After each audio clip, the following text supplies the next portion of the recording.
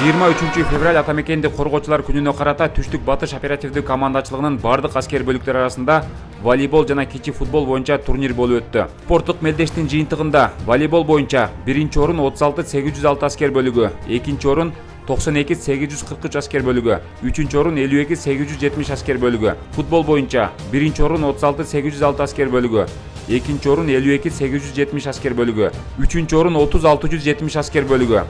Жалпы командалык эсеп боюнча 1-орун 36-806 аскер бөлүгү, 2-орун 52-870 аскер бөлүгү, 3-орун 92-843 аскер бөлүгү.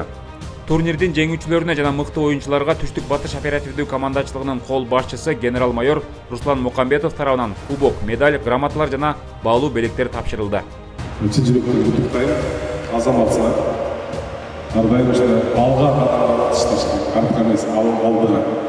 Ушул ишеничти биз өзүбүз эмгегибиз менен, кызматыбыз менен акташыбыз керек. Өзүбүзгө коюлган алдыда турган тапшырмаларга баары так аткарышыбыз керек. Алтыбызга биз бекем болушубуз керек.